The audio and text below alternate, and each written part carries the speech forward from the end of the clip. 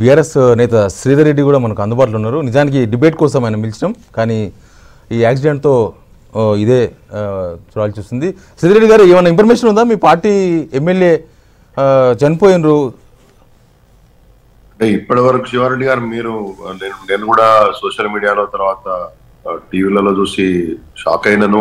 వాస్తవానికి నిజంగా కూడా అంటే సమాచారం అయితే ఇప్పటి వరకు అయితే ఏం లేదు. మీరు ఇప్పుడు మాట్లాడుతూ ఉంటే కొద్దిగా ట్రై చేశాను ఒక ఇద్దరు ముగ్గురికి, కానీ ఆ ప్రాంతం వాళ్ళకి కానీ ఎవరికి కూడా పూర్తి స్థాయి సమాచారం ఇప్పటి వరకు అయితే లేదు.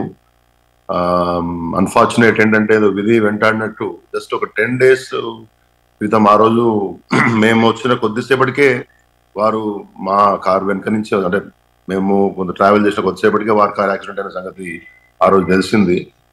ఆ రోజు అనుకున్నాం అదే, మరి ట్రాఫిక్ చాలా ఉండే ఆ రోజు ముందు, కొద్దిగా అంత రెగ్యులేషన్ కూడా అంత పెద్ద బాగా లేకుండా ట్రాఫిక్ రెగ్యులేషన్ ఆ రోజు. సరే ఏదో అనుకున్నాం, అంత బాగానే ఉందని అనుకున్నాము. అన్ఫార్చునేట్లీ ఒక హోంగార్డ్ చనిపోయారు ఆ రోజు. ఇవాళ ఏకంగా సోదరి లాసనందిత గారే ఈ యాక్సిడెంట్ లో చనిపోవడం అనేది చాలా బాధాకరం. నిజంగా కూడా చాలా ఎంగేజ్ లో వారికి, అంటే వారి తండ్రి గారి నుంచి సాయన్న గారికి చాలా మంచి పేరు ఉండే, చాలా మంచి వ్యక్తిగా వారు ప్రజల్లో పేరు సంపాదించుకున్నారు. వారి కూతురుగా ఆమె మంచి మెజారిటీ తోటి, ప్రజల మద్దతు తోటి ఇవాళ శాసనసభలో అడుగు పెట్టారు, మాట్లాడారు. ఎంతో నిజంగా కూడా చాలా అవకాశం ఉన్నటువంటి లీడర్. ఎక్కడ కలిసినా కానీ అన్న అని మంచిగా అందరినీ, ప్రతి ఒక్కరిని చాలా సాఫ్ట్ గా మంచిగా పద్ధతిగా పలకరించేటువంటి ఒక సోదరి చనిపోవడం అనేది నిజంగా బాధాకరం. వాళ్ళ చాలా నేను సానుభూతి ప్రకటిస్తా ఉన్నాను వాళ్ళ కుటుంబానికి, లేకపోతే ప్రకట సంతాపం వ్యక్తం చేస్తా ఉన్నాను. కంటోన్మెంట్ ప్రజలకు కానీ, లేకపోతే బీఆర్ఎస్ లో కూడా ఒక లాస్ లాగా ఉందని మనం చూడాలి. ఎందుకంటే యువ నేత, చాలా మంచి భవిష్యత్తు ఉన్నటువంటి ఒక నేత. ఎందుకు అంటే ఈ ఓఆర్ఆర్ లో కూడా మన వాళ్ళు డ్రైవర్స్ కూడా జాగ్రత్తగా కొన్నిసార్లు ఉండకుండా, ఫ్రీ టైం ఉంటది కాబట్టి వాళ్ళు స్పీడ్ గా తీసుకెళ్లిపోవడం, కొన్నిసార్లు కంట్రోల్ లేకపోవడం అనేది ఈ ఇటువంటి యాక్సిడెంట్స్ కారణం అవుతా ఉంది. ఏదేమైనా కానీ చనిపోవడం చాలా బాధాకరం. నిజంగా కూడా మీకు ఇప్పుడు ఏం చెప్పాలో కూడా మనకి ఇట్స్ షాక్ బేసికలీ. ఏం చెప్పాలో కూడా మనకు అర్థం కాదు ఒక్కోసారి. అది పూర్తి వివరాలు తెలుసుకోవాల్సినటువంటి అవసరం మాత్రం ఖచ్చితంగా ఉంది. ఎందుకంటే ఇటువంటి ప్రమాదాలు ఈ మధ్య కాలంలో ఓఆర్ఆర్ లో జరగడం అనేది సహజం అయిపోయింది. కాబట్టి అది కూడా ప్రభుత్వం కూడా పూర్తి స్థాయిలో, especially during the nights and early mornings అక్కడ సర్వేలెన్స్ కూడా తక్కువైపోయిందనే విషయం స్పష్టం అవుతా ఉంది. చాలా యాక్సిడెంట్స్ జరుగుతూ ఉన్నాయి ఓఆర్ఆర్ మీద కూడా. కాబట్టి ఓఆర్ఆర్ నిర్వహణ ఎవరైతే చూస్తా ఉన్నారో, హెచ్ఎండి కావచ్చు, మిగతా సంస్థలు కావచ్చు, పూర్తి స్థాయి నియంత్రణ చేపట్టాల్సిన అవసరం మాత్రం ఖచ్చితంగా ఉంది. లేకపోతే ఇట్లా విలువైనటువంటి ప్రాణాలు గాల్లో కలిసిపోవడం, లేకపోతే ప్రముఖులనే కాదు ఎవరైనా కానీ for that matter, it's loss to the family, loss to the people who ఎవరైతే డిపెండెంట్ ఉన్నారో వాళ్ళ మీద.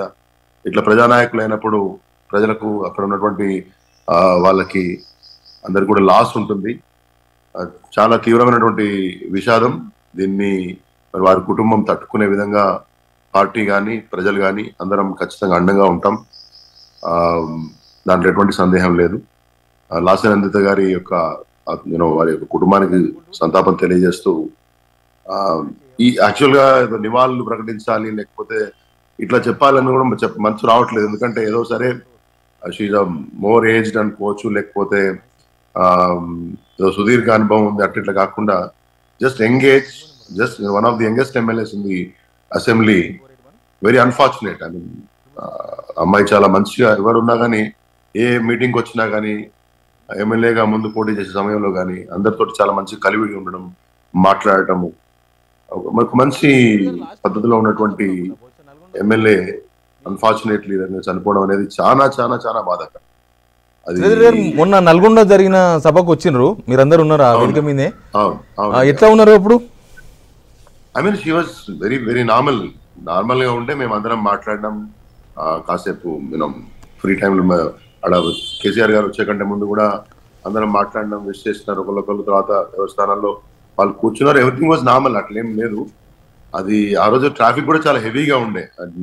విత్ ఇన్ నల్గొండ నుంచి all exits up to Chityala వరకు కూడా హెవీ ట్రాఫిక్ ఉండే ఆ రోజు. ఆ తర్వాత చిట్యాలండి ఆల్మోస్ట్ చౌటుప్పల్ దాటి మన రామోజీఫిల్మ్ సిటీ వరకు కూడా హెవీ ట్రాఫిక్ ఉండే.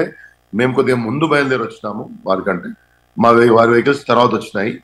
ఆ యాక్సిడెంట్ రోజే కొద్దిగా మేము we got a bit shocked. అరే ప్రాపర్ గా డ్రైవ్ చేసి ఉండాల్సిందేమో డ్రైవర్, లేకపోతే అవతల వైపు నుంచి వచ్చిన వెహికల్స్ కూడా డిస్ట్రాక్ట్ చేసినట్టు తెలిసింది ఆ రోజు ఆ ట్రాఫిక్ లో అది ఇది. సో ఆ రోజే కొంత బాధపడ్డాం. అదేదో చెప్తున్నాం కదా మనం, విధి వెంటాడినట్లు మళ్ళీ ఇంకొక accident with in the span of 10 days జరగడం అనేది చాలా దురదృష్టకరం. అసలు ఏదో మాటలకు అందని విషాదం అని చెప్తారు కదా, అట్లా అనిపిస్తోంది. మనం ఎక్స్ప్లెయిన్ చేయడానికి కూడా ఏం there is nothing to say.